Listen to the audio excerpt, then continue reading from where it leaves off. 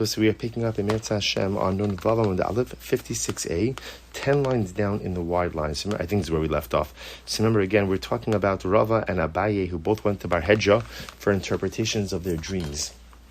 And one of them paid, one of them didn't.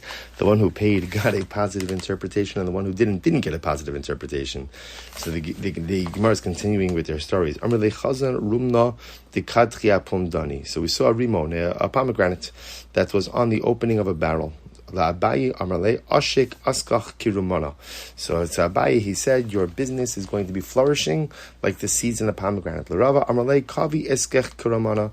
who didn't pay, he said, your business is going to become like sour or tart like a pomegranate. Amarle, chazon chavisa denafa labira.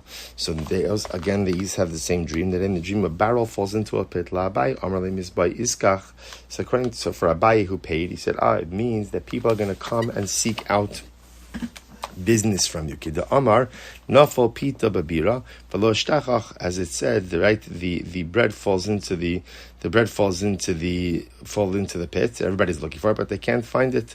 The Rava Amalei psid iskach v'shadile lebira. So the Rava said, you're going to lose your business. You're going to lose your business. Going to fall into a pit. Amalei chazina bar chamer dekaya asidon v'noer. So they each had another dream, and in this dream, the donkey is braying by our head. La'abai Amalei malka havis v'ka'amura aloch. So for Abai says it means you're going to become the Rosh Yeshiva, and there's going to be an interpreter, like a Turgoman, an interpreter, an Amora, who's going to give over your teaching. So that was the idea, that the donkey represents, like the brain represents the interpreter or the attendant, the Amora. So Abai is going to become the Rosh Yeshiva, and then he would have a guy who would disseminate his Torah. The Rava Amalei Pater Chamor Goyt Mitfilach. So according to so for Rava, he said the word Peter Chamar is missing from your tefillin. So he told him those words Peter Chamar are missing from your tefillin. Amarli ledidi chazili. So that's what he's talking about. I've seen the parashos in my tefillin, and those words are there. So the Gemara says, Amarli vav de Peter Chamar vaday god mitfilach. It must be that at least the letter vav, maybe the whole word is there, but the letter vav is definitely missing. L'sof azo rava lechude legabe. So this is interesting. Okay, so that's the end of the story. So afterwards, Rava went to visit Bar Hedja by himself. Amarli chazoi dasha b'raisa dinafal. So he says to Bar Hedja, I saw that the doorway, literally again, Rashi says, Delis chiso shavais, the outer door of my home fell down. Amrlei ishtecha shechava.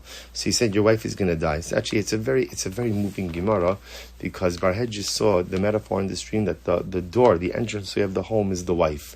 A very powerful lesson in terms of what a wife means to a home. Literally, again, she's the threshold, she's the opening, she's the entrance. Amalei chazia kavi v'shani dinatra. I see that my teeth are falling out. Amalei banecha ubnosecha shachvan. That is indicative that your children chas v'shalom are going to die. Amalei chazoi tarti yoni deparchon. I see in my dreams 2 doves that are flying away. Amalei trei nashi migarashas. You're going to get divorced twice. Amalei chazoi trei gardile delifta. So he said, I see two heads of turnips. Amalei trei kulfi balas. That is indicated that you're going to get struck by 2 clubs. Okay. Azal Rava hu yoma v'yase be midrasha kul yoma. So Rava was sitting in the base medrash. Ashka chano trei sagi nahori davi kamansi b'hadadi v'adi. And these 2 blind men started fighting with each other. Azal Rava leporkinu umachu l'Rava trei. So Rava went up to break up the fight, and the 2 guys ended up striking him twice. So they're about to strike him a second time. Amri said, "Mistaye tren." That's enough. That's enough. I write two blows with the clubs is enough. So the Gemara says, "L'sof asa Rava v'yoyv le'agra." So this is incredible. So Rava now apparently caught on. So Rava goes back to Bar Hedja for some more dream interpretation, but this time he pays. Amarlei chazoi ashisa dinafal. Dinafal. He said, in my dream I saw a wall that fell down. A wall that fell down. Right, the Rashbam says over here. That's right. I saw a wall that fell down. So the wall falling down means you're going to acquire limitless property. Limitless property. I saw in my dream that the mansion of Abai fell down. I was covered in dust. So I just said, Abai shachiv u'misifta asi lagabach. So Abai is going to die. And you are going to become the next Rosh Yeshiva. Amrle chazoya panda didi dinafal. Rava said, then I saw my mansion fell down. Va'asu kuli amos shaka levente lebente, and everyone's coming and taking bricks. So Barhedja says, Amrle shemaisisach mibadron ba'alma. That means that your Torah is going to spread all over. The bricks represented his teachings. Your teachings will spread all over. Amrle chazoy di'ibkareshi. So Rava has a dream and he sees my head was split open. Benasar mokri, and my brains were falling out. Amrle udra mibe sajya nafik. Ultimately, again, he says, it's interesting. So apparently this meant that the stuffing or the feathers came out of his pillow. Okay, interesting. Amrle akaryin halele mitzvah bechalma. So Rava said, I saw in my dream that I was saying halal. Or that halal was being said to me. So Amrle nisa misracha shilach. Miracles are going to happen with you. It's incredible. So the Gemara goes on and tells the story. So one time, Barhedja was traveling together with Rava in a boat. Amar bahadi gabra de misrachesh le nisa lamali. So interestingly enough, right? So Barhedja. So remember, Barhedja said to Rava before that he's going to have a miracle, right? The fact that he had a dream, when ultimately again that he had a dream that Halal was being recited, indicated that he was going to have a dream. So Barhedja got a little bit nervous, right? So Barhedja said, maybe it's not a good idea for me to be on a boat with Rava, because after all, maybe this is the moment that Rava is going to have his miracle, but the miracle's for Rava, the miracle's not for me.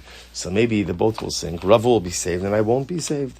So what happened? Bahandi the kasalik nafal sifra mine.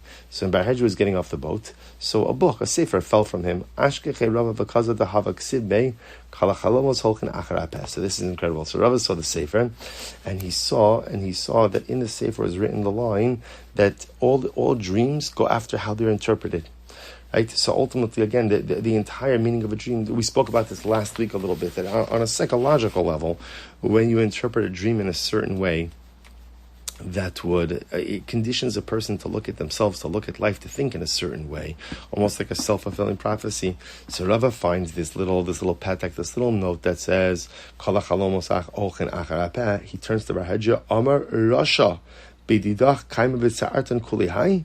Kulu machilna lacha. So this is incredible. So Rava got so angry. He called Barhedja Rashi. He said, "How could you do this to me? You ruined my life. Think about all the negative interpretations that Barhedja gave to Rava. But yet, despite all of this, Rava said, I forgive you for everything, with one exception. Bar mi barte d'Rav Chisda, except that, remember again in one of the interpretations where he saw that the door of the home fell down. So Barhedja interpreted that Rava's wife was the daughter of Rav Chisda. Rava's wife is the daughter of Rav Chisda. So he says, I forgive you for everything except for that interpretation. The fact that you caused my wife to die, that I can't forgive you for. And he cursed him, and he said, I hope that you're handed over to the Roman government. I hope that you're handed over to the Romans. So incredible. The Gemara goes right to Amar, my of it. So Barhedja said, what should I do? Right now he's stuck. Gemiri de kilas chacham afil bechinam hiba the chol shekain Rava. So remember again, generally when an important person Talmid Chacham issues a curse, it comes true, and all the more so if that important person is Rava. So what did he do? So the Gemara says dividina kalayit. Now all the more so, of course, in this case, now not just actually chol shekain Rava dividina kalayit, and all the more so Rava, not just because Rava is great, but because the truth is Barhedja says I deserve the curse. Amar Ekum ve'egle. He said, you know what? I'll go into Galus, self-imposed exile. The Amar Mar Galus mechaperes oven. Ultimately, again, because exile has the ability to atone for sin. Kam gali lebei Ramoi. So what happened? So Barhedja went to Rome. So Azal Yosef apischa Reish Torzina Chazachalma. So where did he go? He went to live by the treasurer, the guy in charge of the Caesar's treasury. So what happened? Rosh Torzina Chalachalma. So sure enough, the treasurer had a dream. Amar le Chazachamai de'ayel mechata be'etzba'asi. So this is incredible. So he tells Barhedja. Now, whether or not, again, he knew that Barhedja was an interpreter of dreams, or he just said it to Barhedja, but he says to Barhedja, in my dream, a needle stuck my finger. Amrle, Havli Zuza. So Barhedja says to him, give me a zuz, give me money, I'll interpret it for you. So what happened? Velo Yohivle, but the treasurer wouldn't give him any money. Lo Amar Le Velo Midi. So Barhedja didn't say anything to the guy, didn't give an interpretation. Amrle, Chazoi Dinafal Tichla B'tartin as Baasi. So again, the guy had another dream. And he says that what happened? In my dream, I saw that a worm had burrowed into my fingers. Right? Burrowed into my fingers. Amrle, Havli Zuzah. So once again, Barhedja says, no, give me money, I'll interpret it for you. Amrle. So again, what happened? So the guy wouldn't pay, so Barhedja didn't say anything. At least this time, Barhedja clearly learned his lesson and didn't give a negative interpretation. But he doesn't say anything. So Amrle, so then again, the treasurer has another dream. Chazai dinafal tichla b'kula yada. I saw that a worm was on my entire hand. So what happened? Amrle nafal tichla b'chuli shirai. So interestingly enough, so Barhedja says, this worm, this is indicative that worms have devoured all of the silk, right? All of the Caesar's silk. Shamei bein malka. So they heard, right? So they got back to the king that all of the silk had been destroyed. Ba'asyua l'reish terzina kakat lilei. And they brought the treasurer and they executed him. Amar lahu, Ana amoy. So the treasurer, before they killed him, he said to them, why are you angry at me? There was this guy, Barhedja, and he knew the whole time what was happening, but he never said anything. He could have saved us from this loss, but he never did anything. Asiyu ala Barhedja. So they went ahead and they brought Barhedja in. Amrulei, Atmu Zuza Didach. Charvu, I will say Amud Beis, Nun 56b, Charvu Shirai Demalka. So ultimately, again, the Gemara says, so Barhedja, because you, the king's officer said, because you were greedy, you wanted one zuz, because of one zuz that you wanted, all of the king's silk has been destroyed. Kafisu train arzoi bechavlo, asur chad kari lechad arza, v'chad kari lechad arza, v'sharuch lechavla ad itzlik reishei. So this is incredible. So